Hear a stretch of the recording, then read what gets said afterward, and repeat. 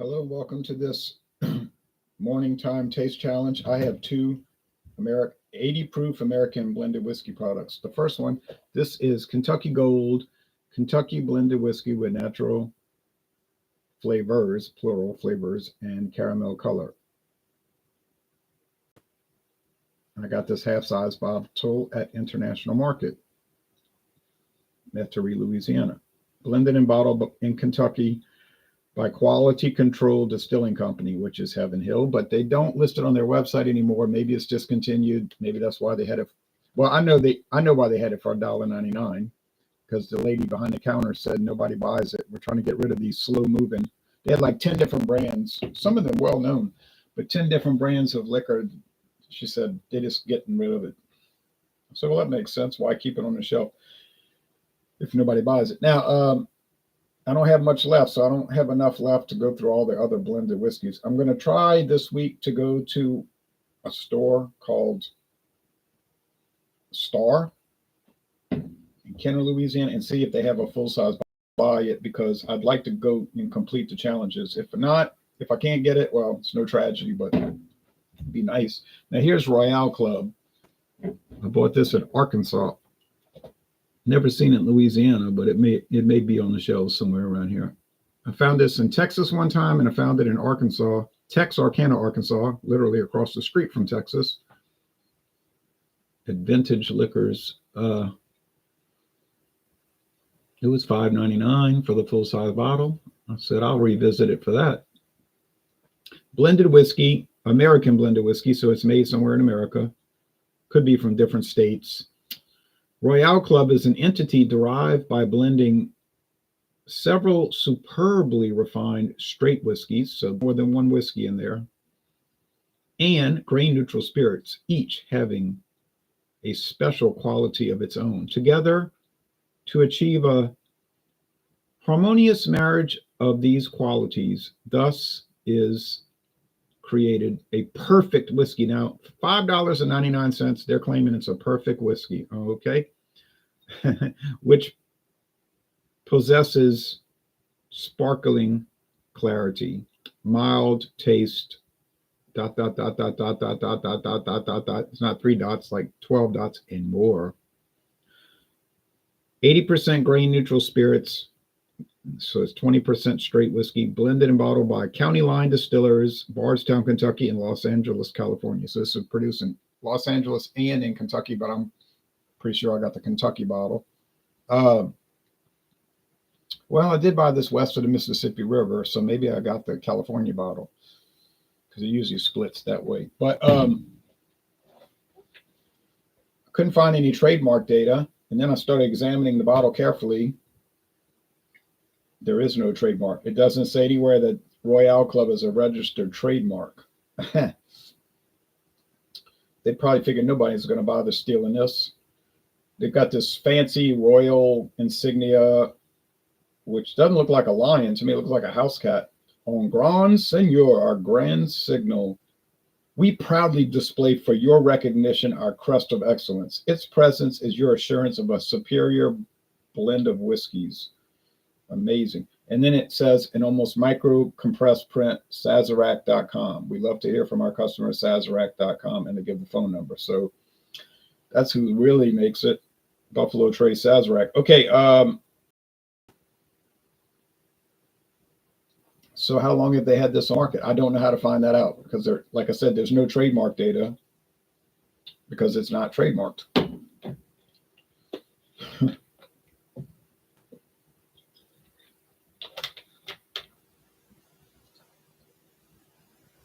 This should be enough, although it's cutting it close on adequate amount. These are the same price. All right. One's from Heaven Hill, one's from Sazerac, County Line Distillers. They're about the same price per bottle. If you pay more than $5.99, you might be getting ripped off. You say, well, that's crazy. I know. That's how cheap they are. But at least Sazerac is willing to put their name on the bottle, even though they are only willing to put it in micro compressed print that 99% of the people will never notice. No age statement on either one. This is a true blended whiskey. This is actually not a true blended whiskey. It's a distilled spirit specialty. distilled spirit specialty Kentucky blended whiskey with natural flavors and caramel color, meaning they don't show the blend ratio, but they do have to tell you that they have caramel coloring and natural flavors added. That's required on a DSS, distilled spirit specialty. A true blended whiskey, on the other hand, has to show the blend ratio, but they do not have to disclose if they're adding flavoring or coloring. So you might be coming out better with a distilled spirit specialty because at least they're telling you what they're putting in it by law, required, like I said, by law. Yeah, kind of different, huh? Okay, but that is the regulation.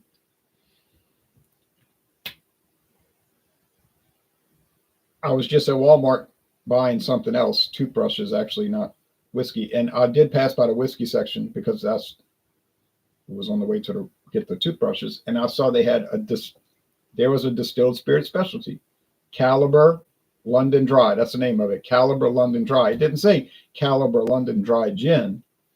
It said Caliber London Dry. Below that was a description, gin with natural flavors.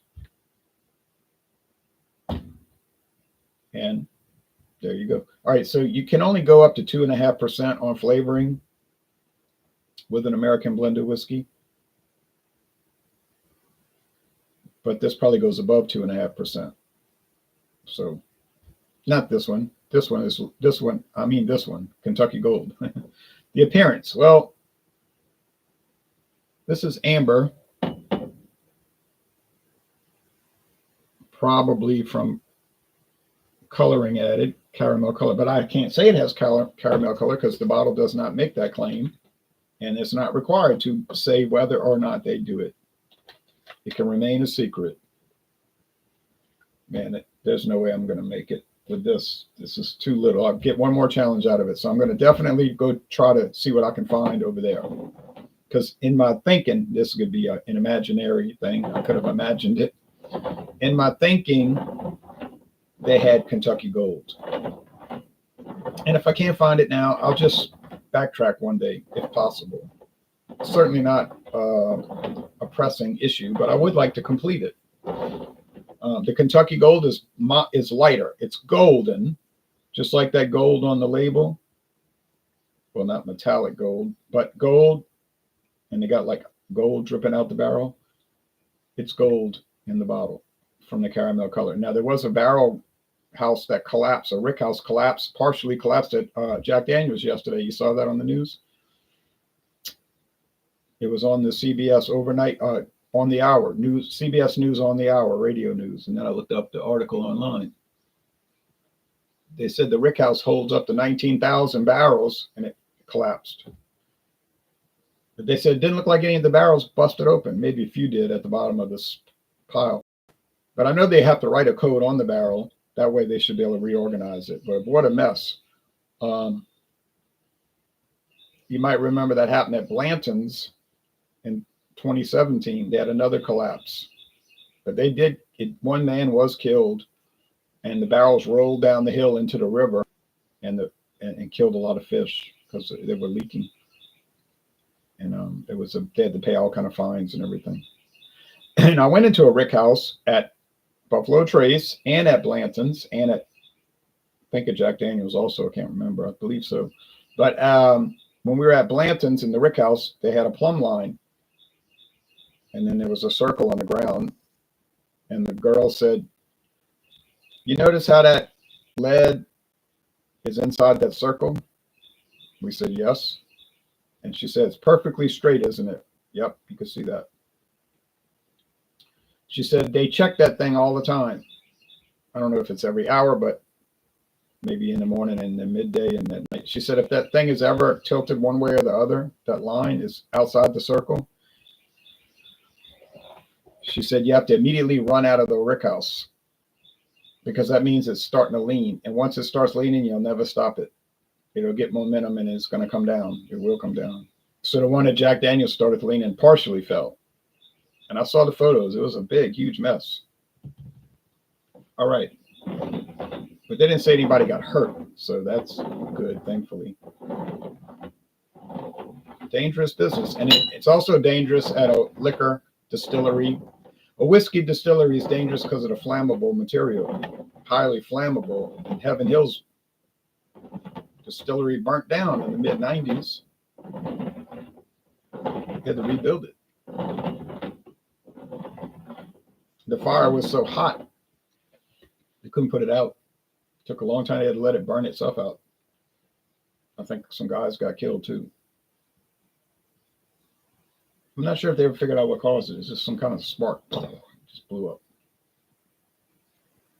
It's dangerous as gasoline and diesel production. Volatile.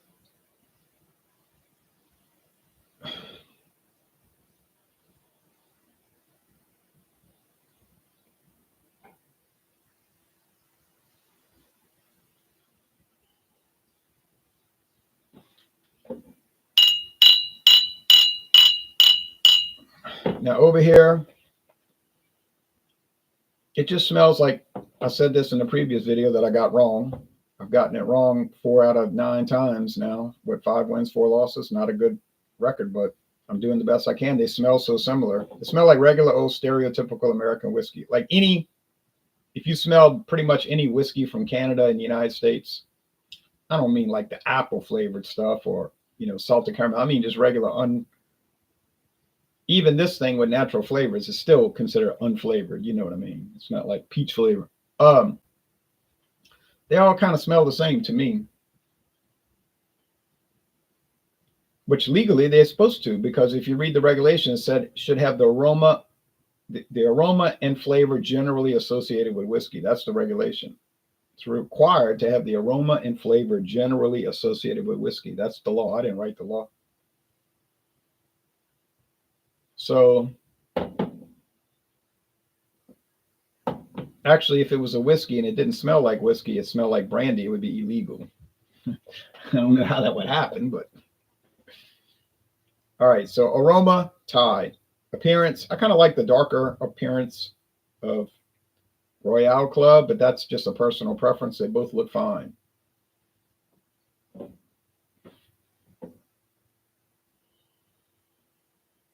Yeah, same thing here, like corn, sort of like corn flour, and a little vanilla, a little bit of oat, but not a whole lot.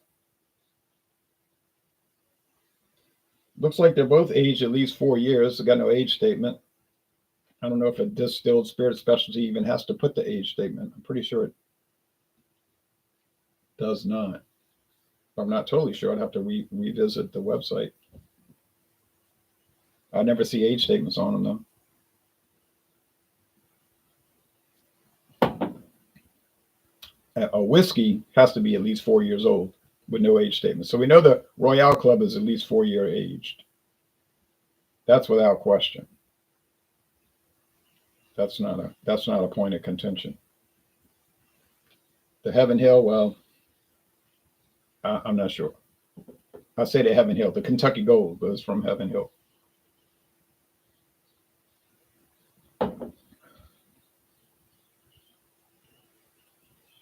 They're smooth enough. They're not bitey. At least they got that going for them.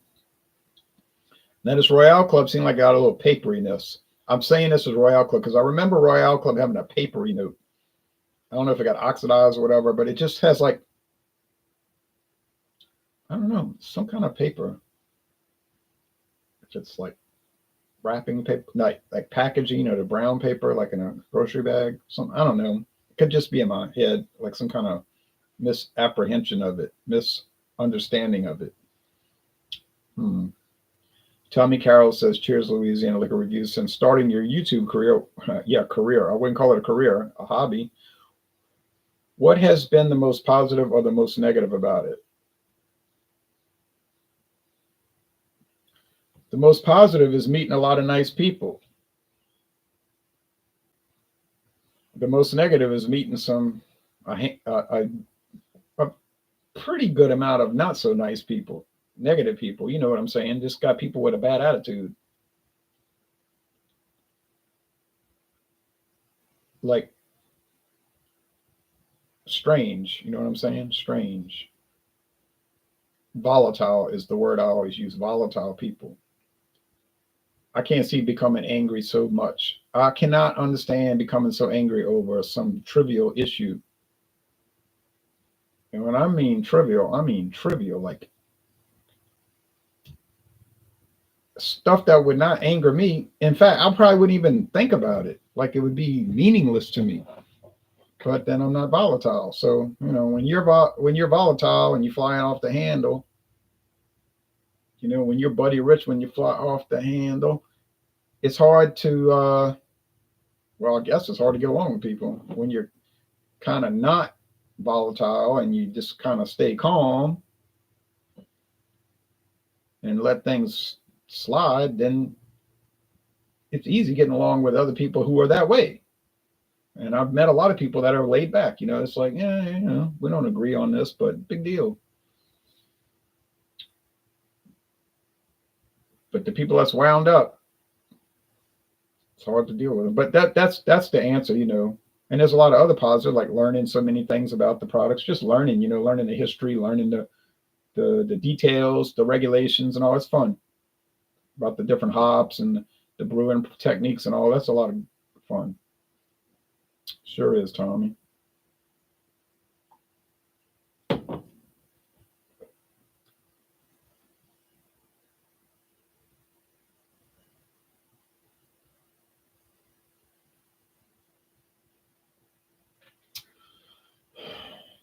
This does have a good flavor. I have to admit it. I'm not gonna. I know they're cheap, and I know, but it has a good flavor. It's just nutty. There's like a nut oil, like say almonds, and there's corn. Even the kernel, like when you pop the corn and the kernel is brown, and of course oak and vanilla. It's all right to me. Now, would I prefer a straight bourbon that I know does not have flavoring to tweak what I'm tasting? Yeah, I would prefer that, because then it's the flavors coming from the mash bill, not the mash bill plus some add-ons. All right, but I don't control that. I control it. You say, well, you control if you bought it or not. That's true. That part I control. Have you ever been approached by any companies to promote their products in all of your years on YouTube? I've been approached by many of them.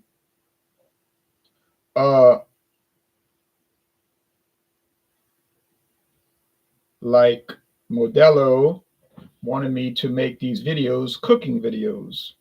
Why they chose me, I don't know, because like cooking is not part of this channel, really, if you've noticed. They said, well, we got this famous chef,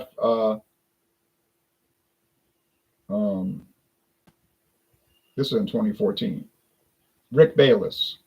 I don't know anything about, I don't watch, and ever since that Chinese guy and then Justin Wilson and Julia Childs, I don't watch cooking shows. I used to. We talking about 42 years ago, but 41 years ago at least.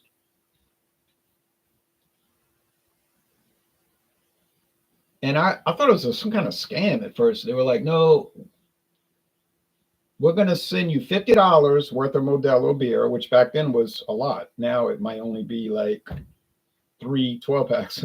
But and the deal was I had to make a video where they sent me this stuff from a company called the Spice House. It was different spices, pork, chicken, beef, and then a one that was like universal. You could use a pork, chicken, or beef. And I had to get raw meat and cook it with the different spices, and then do a video where I was drinking the Modelo with the stuff, drinking it, food pairing. I said, well, okay, Rick Bayless famous, and then me, who A is not famous and B for cooking, but I'll do it. So I did the chicken, and I showed the video of it cooking with the heat and everything, and then the final video eating it. And the Modelo people were like, that's great, that's perfect, that's exactly what we wanted. And I told them right off the bat, I said, I'm not just going to say it's good because you've given me the beer. They said, yeah, but you already gave it an A- on your video. So I said, okay, they checked me out before they approached me. In other words, they watched the video and saw I gave it an A-. Right? Now, the people I gave it a C-, they probably never approached them. They said, well, they don't like it. So I agreed. It wasn't a buy. They didn't buy me off, right? Because I'd already given it an A minus. And like I said, they told me, well, you already gave it an A minus. I said, you got me there. Did I appreciate getting $50 worth of Modelo? Sure did. The spice rack, the spices from the Spice House. Yeah, I enjoyed that. And the 2 gold rim tulip glasses. One broke. Unfortunately, I was washing it in the sink. It slipped out my hand and it broke, shattered, but I still have one. I can show it to you. So that was great, you know. So was it being bought out or bought off? You could say that, but I don't agree with that.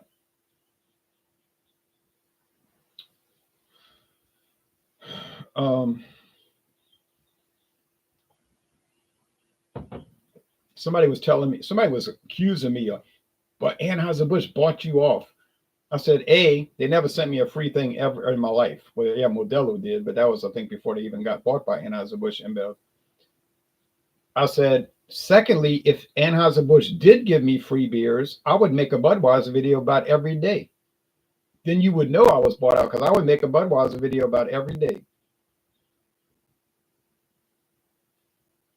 I like Budweiser anyway, so why wouldn't be any damage to me. I'd do it. Now, there's some beers I wouldn't want to make a video at all. Even if they sent free beer, I wouldn't want it because I don't like it. I would tell them, no, that's okay, but I appreciate it, Camo.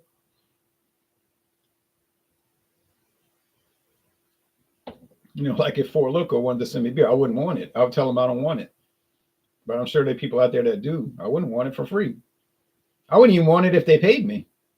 They said, well, give you $1 every beer you drink. I said, that would be like negative progress because I hate it, especially with this artificial sweetener that they use now, artificial sweetener. I don't need to drink 13.9% alcohol, 23.5-ounce cans of beer, flavored beer of all things. So that would be an example of I would turn them down, you know. You say, well, what about King Cobra? Well, I'm looking at King Cobra cans. That's why I said that. Well, I'd take that. Not my favorite by any means, but I like it. Ain't going to happen. Now, I did get this free shirt. Okay, they did send me a free shirt, Anheuser-Busch Goose Island. But that's because I sent them an email saying the beer was spoiled. They said, yeah, we know about that. It was a horrible thing that happened, and all their batch got rancid, spoiled, infected. And the lady kept me on the phone for 30 minutes. They were trying to make sure I wasn't just trying to get free beers. So she kept saying,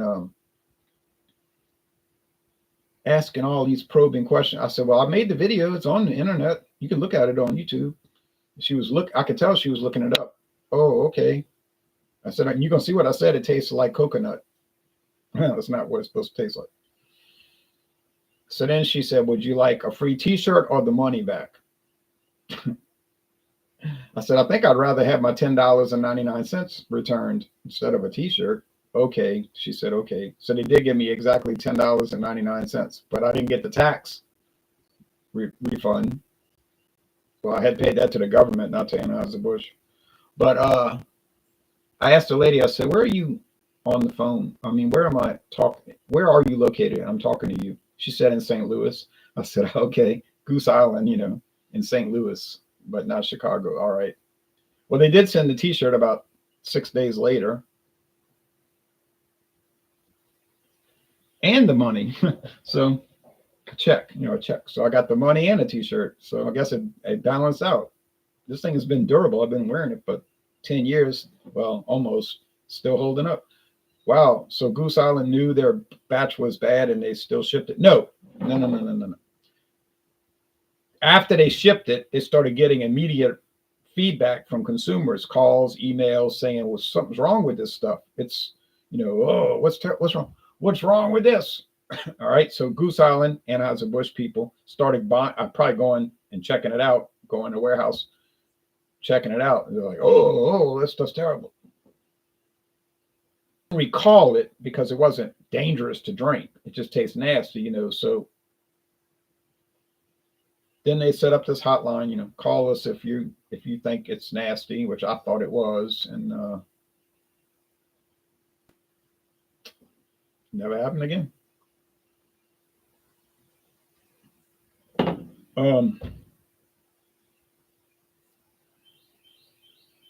But no, it doesn't happen too much, craft beer tastic. It's a rare thing, but it happens, but it's not common. And I'm not chasing it down. I'm not doing videos so I can get free swag, because I don't really want any more apparel. I got so many t-shirts and sweaters and everything now. It's about to drive me nuts. I got enough bottle openers to last the rest of the world, history of the world. Do I really need free beer? I really do not. So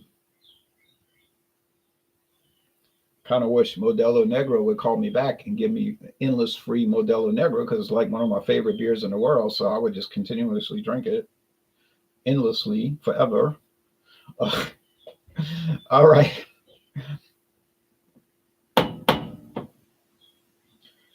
Okay, back to this. I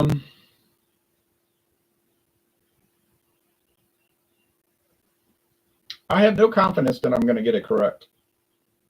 The reason being, they taste like the same thing. They cost the same. The availability is the same, meaning you can barely find it in most areas.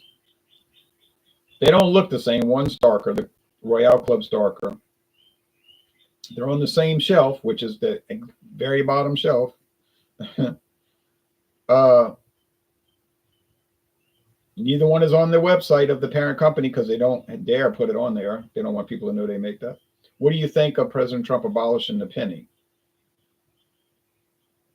Well, you say you want to cut spending, and you discover that it costs 2 cents to make a 1 cent coin.